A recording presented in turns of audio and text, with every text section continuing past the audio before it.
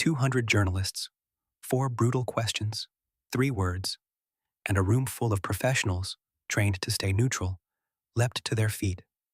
This is what real leadership looks like. In the history of diplomatic press conferences, rooms built for scripted answers and safe silence, what happened in Brussels today broke every rule. Mark Carney, former central banker, now Canada's Prime Minister, walked into a room loaded against him. Over 200 journalists, EU officials, seasoned diplomats. None of them were there to cheer. They were there to challenge. And he didn't just survive it, he dominated it.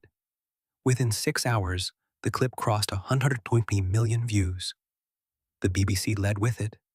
CNN played it on split screen. And their analysts lost composure by reply number 3. The Financial Times called it the Brussels Four, arguing this single press conference did more for Canada's global standing than 18 months of trade policy. But it's the 4th reply, just 3 words, that tells you everything. Carney was in Brussels to build a transatlantic bridge, new trade frameworks between Canada and Europe, reducing dependence on the United States. The summit went well. The press conference? That was a different battle entirely. Europe had real concerns. Was Canada overplaying its hand against America? Was this confrontation damaging the global economy? Could a nation of 40 million sustain a war against a nation of 340 million? These weren't partisan attacks. This was a skeptical international press corps demanding answers. And Carney knew the room was not on his side. The first journalist stood up and delivered what sounded less like a question and more like an indictment. Prime Minister, your government has spent 18 months escalating a trade confrontation that has disrupted global supply chains, increased costs worldwide, and hurt European businesses. At what point does Canada accept responsibility for the economic damage its approach is causing? A perfect trap. Say yes, you admit guilt. Say no, you look callous. Carney paused. 2 seconds. 3. Then leaned in. I want to address the premise, because the premise is doing a lot of work in that question. The room shifted. Notebooks opened. Canada did not impose the first tariff. Not the second, not the third, 4th, 5th, 6th, or 7th. Every single tariff was initiated by the United States. The distinction between initiating and responding is not semantic. It is the entire question of responsibility. If your house is on fire because your neighbor lit the match, asking you to accept responsibility for the smoke is directed at the wrong house. 200 professionals went sharp and silent. The answer was better than the question. The second journalist was from one of Germany's most respected financial publications. He came with numbers. The United States represents 75% of Canadian exports. Canada represents less than 18% of American exports. The math is clear. America can absorb this far more easily than Canada. How do you justify telling Canadians this is a fight they can win? The numbers were real. Any platitude would have sounded hollow. So Carney didn't offer one. He offered better numbers. You're right about the 75%. Now let me give you some other numbers. Canada supplies 60% of America's crude oil imports, 98% of electricity to American border states, 73% of the potash American agriculture depends on, 81% of the softwood lumber American homebuilders use, 67% of the nickel the American defense industry needs, 100% of the fresh water flowing into the Great Lakes industrial basin. Then, you're correct that America is 75% of our exports, but we are 100% of their supply in categories where there is no alternative. Asymmetry isn't measured by volume, it's measured by replaceability. They can replace our market, they cannot replace our resources, and one of those is significantly more dangerous than the other. The German reporter sat down. No follow-up. The third journalist was a veteran British correspondent, famous for questions designed to knock leaders off script. Prime Minister, your critics say you're a former central banker who got lucky in politics, now playing geopolitical chess against the most powerful nation on Earth, with a country most Americans couldn't find on a map. Are you simply not in the same weight class? Designed to provoke either defensiveness or arrogance. Carney smiled. A real smile.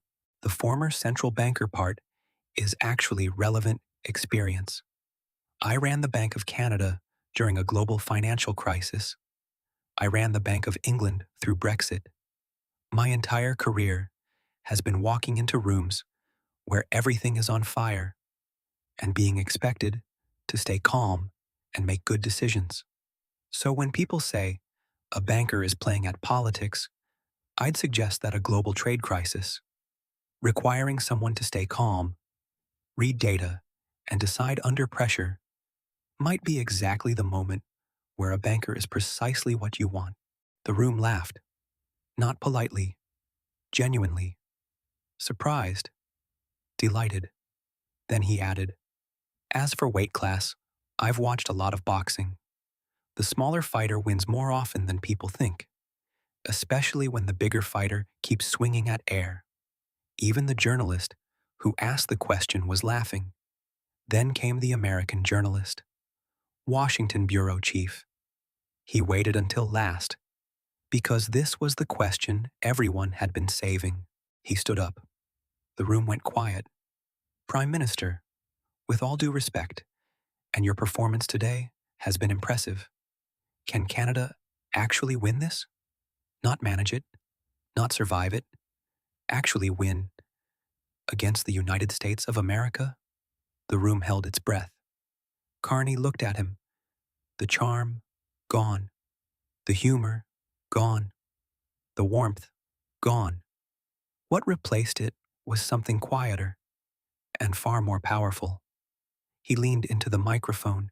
3 words. We already are. Silence. 1 second. 2, 3. The room detonated. Not applause. Something before applause. A collective gasp that became a roar.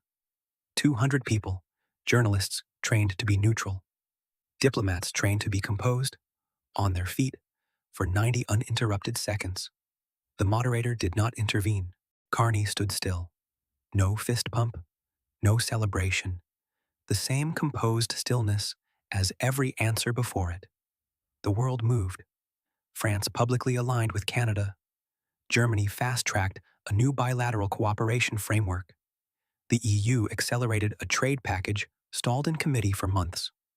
23 nations requested bilateral meetings with Canadian trade officials, a 400% increase. Canada's dollar strengthened against the US dollar for the first time in 3 months. Foreign investment inquiries rose 42% in 2 weeks. 3 multinationals chose Canadian expansion sites over American ones, citing leadership predictability, and international favorability toward Canada rose 12 points across Europe, while favorability toward the United States dropped 8. Composure had been converted into capital. Trump dominates through volume. Carney dominated through stillness. Trump wins press conferences by attacking reporters. Carney won one by answering them. Trump performs strength. Carney demonstrated it. 4 questions, 4 answers, 3 words, and a world full of people starving for leadership that doesn't look like theater. Got exactly that. We already are. Not clever, not rehearsed. Just, after 40 minutes of mastery, undeniably, obviously, already true. If this gave you chills, subscribe for daily breakdowns of the moments that are quietly reshaping the world.